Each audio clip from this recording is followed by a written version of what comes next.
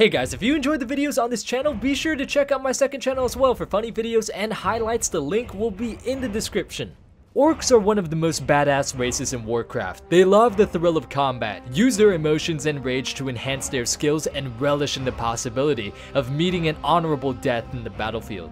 Many orcs have given their lives on the field of battle, whether for noble causes or not so noble causes. Regardless if they were a villain or not, this video will shine a spotlight on 5 of the most epic orc deaths in World of Warcraft. Number 5. Gnar. Not really known until the events of Warlords of Draenor, Gnar was the older brother of Durotan who was so hot-headed that he proved to be more of a liability than an asset, at least in the eyes of Durotan. Gnar would constantly bicker and argue with Durotan over disagreements of how to deal with the Thunderlords and the Iron Horde, which even led to the older brother challenging the Frostwolf chieftain to a Mak'gora. However, Gnar did not let his emotions of anger and hatred get the better of him and decided that family mattered more to him than vengeance. It was after this realization and the fact that Durotan refused to fight his own kin that Gnar decided not to slay his younger brother. When the Iron Horde began advancing on Frostfire Ridge, Gnar truly realized how much the Frostwolves and the counteroffensive needed Durotan. So instead of dying alongside Durotan holding a pass, he selflessly decided to hold the pass on his own, butchering dozens of orcs while also taking a few hits himself. Nonetheless, however, Gnar isn't a keyboarding scrub and manages to hold the pass until Drekthar uses his shamanistic powers to cut off the route, thus saving the Frostwolves.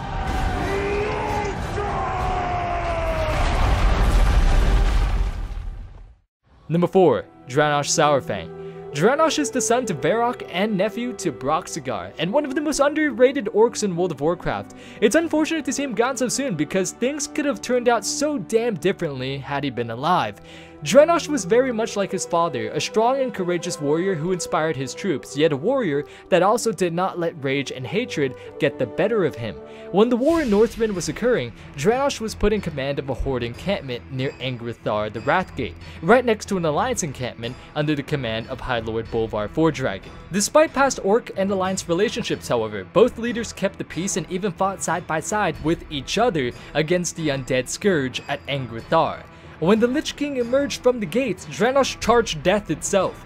Frostmourne slew the orc in one single blow, but Dranosh's courage and valor would not die with him that day. After the war, many orcs sung songs and hailed praises of his actions in Angrithar, one of which was Garrosh himself, and as an act of homage to the son of Varrock, Garrosh decided to erect the Dranoshar blockade, which to this day still stands, even though Dranosh himself does not. Number 3.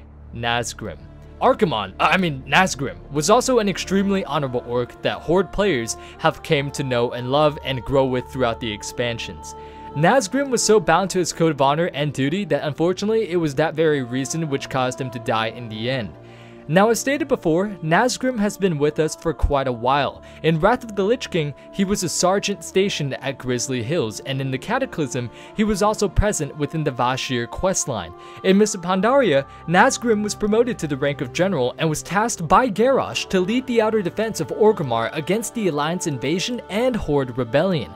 Even though Nazgrim did not want to engage in a civil war, he did what his war chief commanded, which in the end was what he believed was right, since it was what his duty demanded of him. When we entered the capital and confronted Nazgrim, Nazgrim states that it is his code of honor which forbids him from betraying the war chief, but if he has to die, he will die honorably in combat.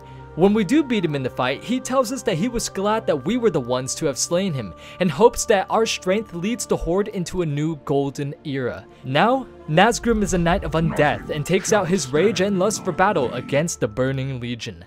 Number 2. Grommash.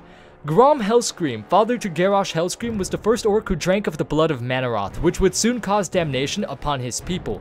But he was also the one who saved his people with his final dying axe. Ever since Gul'dan manipulated the orc chieftains into consuming the blood of Manaroth, the orcs were driven into feral beasts. They would unleash their rage against the Alliance, but when the war ended and the orcs were placed into internment camps, the blood that they had consumed drained their will from them and sapped them of their strength. Only through sheer willpower was Grom able to fight this affliction for years. In the events of Warcraft 3, Grom and his troops were attacked by a raging brony by the name of Cenarius. Cenarius proved far too powerful for the orcs to handle, so Grom decided to venture to a nearby power source and partake in its power. What Grom did not know, however, was that this power that he just took is the same power he took years ago, the blood of Manaroth. This blood corrupted him and his fighters, instantly enslaving them to Manaroth, causing Grom to attack his best friend, Thrall. Thrall, however, was able to incapacitate his friend, and with the aid of others, Grom was restored to his former self. Together, the two ventured to hunt down Manaroth, where Grom fiercely and boldly engaged the Pit Lord and buried Gorehowl into the demon, slaying the Destructor. With Manaroth dead, the blood haze was lifted from the orcs, and Grommash Hellscream, the first orc to take the first steps towards damning his people, became the selfless orc to give up his own life in order to save them. Number 1. Broxigar. You can't have an epic orc deaths video without Broxigar. That would just be disrespectful. Broxigar is the only known mortal to have ever struck a wound on the fallen titan Sargeras, which is pretty insane considering that Sargeras is one of the most powerful enemies in Warcraft history, and the fact that he has the power to cleave a planet in two. 10,000 years ago, during the War of the Ancients, Broxigar was aiding the Kaldrai resistance and pushing back the Burning Legion from trying to invade Azeroth. However, when Broxigar realized that his allies were running out of time and Sargeras was nearly ready to emerge from the portal, Broxigar decided to jump into the Well of Eternity, transporting him into a realm of the Legion where he began butchering hordes of demons. Eventually, he slew so many of them that he managed to draw the eyes of Sargeras himself, who engaged the orc. During the battle, Broxigar even managed to slice a small wound in the Titan's leg, which distracted Sargeras. In the end, however, no matter how badass an orc is, he is still only an orc in comparison to a god, and being a god, the fallen Titan struck Broxigar the Red down. A damn shame that we didn't see a scenario or memory of this in Legion, but I guess it'd be pretty difficult to scale, especially with how big we know Sargeras is supposed to be.